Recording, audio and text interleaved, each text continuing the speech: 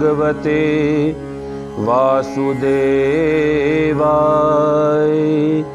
ओम शांताकारं भुजगशयनं पद्मनाभं सुरेशं विश्वधारं गगनसदृशं मेघवर्णं शुभांगं लक्ष्मीकान्तं कमलनयनं योगिभिद्रानगभ्यं वंदे विष्णु भवभयहरं सर्वलोकीकैनाथकम्। आइए श्री मद्भागवत महापुराण भाषा का सुंदर, बहुत ही सुंदर सुख सागर का श्रवण करते हैं। आइए प्रभु की कृपा आप सभी पर बनी रहे, यही कामना करते हुए मैं पंडित गोल्डी शर्मा सुख सागर का प्रथम अध्याय प्रारंभ करता हूं। नारद सनकादि समागम और भक्ति ज्ञान वैराग्य वृतांत निवेदन।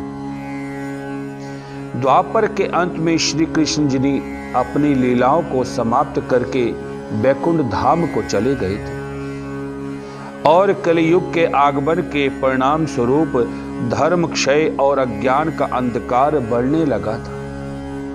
तत्काल ऋषियों को धर्म रक्षा की चिंता हुई। उन्होंने नैमिषारण्य में एक बृहद सम्मेलन का आयोजन किया। वहां देश देशांतर के समस्त ऋषिगण महर्षि उपस्थित हुए और कलियुग के आ जाने पर संसार का कल्याण कैसे हो, इस पर विचार विमर्श आरंभ किया। ऋषियों में श्रेष्ठ शौनक जी ने महर्षि सूर्य से कहा कि हे भगवान, इस समय केवल आप ही सर्वश्रेष्ठ ज्ञानी और अनुभव पूर्ण तपस्वी रह गए हैं, एवं आप कोई ऐसा उपाय बताएं जिससे कलयुग के मनुष्य का कल्याण हो। सूर्य ने कहा कि मेरी समझ में इसके लिए वह कथा ही सर्वश्रेष्ठ उपाय है जिसे शुकदेव जी ने राजा परीक्षित को सुनाया था। वह कथा परम भक्तिपूर्ण और श्री कृष्ण को प्रसन्न करने वाली है।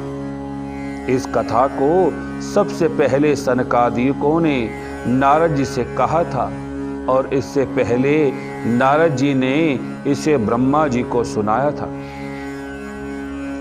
सनकादिकों ने नारद जी से इस कथा को कैसे कहा, इसका इतिहास मैं तुमसे कहता हूं, ध्यान देकर सुनो। एक बार सनकादिक ऋषि विशाला नगरी में गए तो वहां देखा कि नारद जी अत्यंत चिंतित उदास बैठे हुए हैं। अतः ऋषियों ने पूछने पर नारद जी ने कहा कि अम्मी, मैं अभी भी काशी, प्रयाग, मथुरा आदि तीर्थों का पर्यटन करके लौटा हूँ। मुझे वहाँ ये देखकर महान क्लेश पहुँचा है कि कलयुग के आ जाने के कारण सर्वत्र पापाचार फैल गया है और ऐसे निंद कार्य होने लगे हैं जैसे पहले कभी हुआ नहीं था।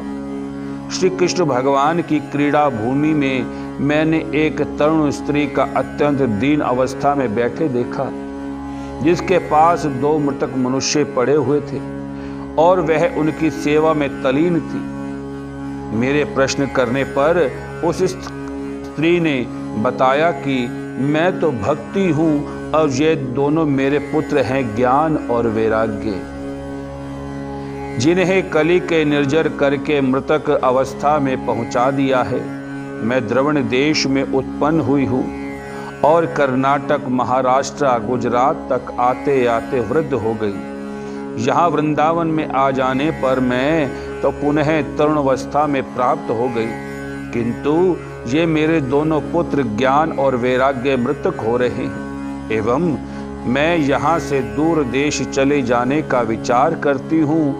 यह बात मेरी समझ में नहीं आई कि इस स्थान का विपरीत प्रभाव कैसे है कि मैं तो युवा हो गई और मेरे दोनों पुत्र जो हैं वो वृद्ध हो गए।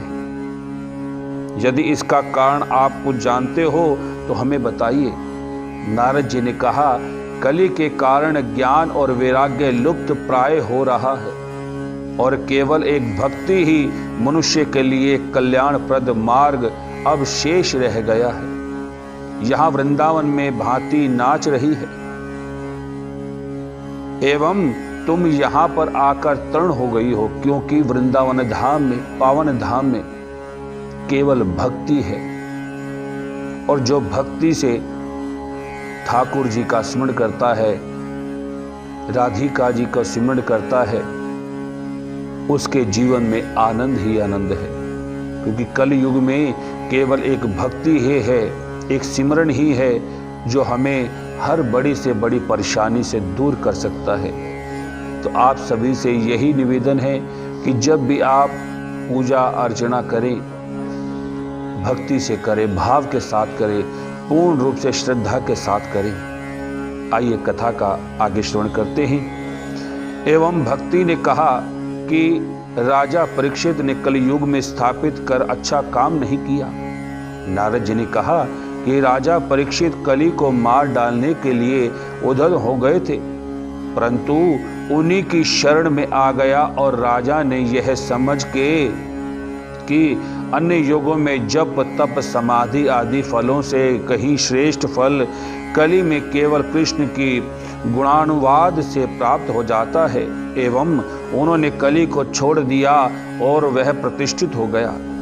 अब तो ज्ञान बीज के स्थान पर भूसा बोने के समान निष्फल गया है, तीर्थों का फल भी चला गया।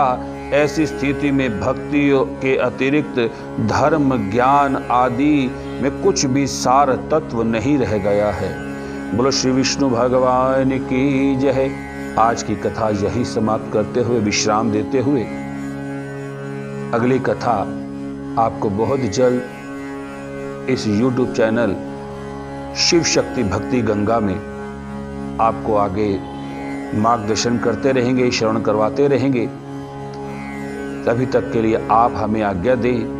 ओम नमो भगवते वासुदेवाय।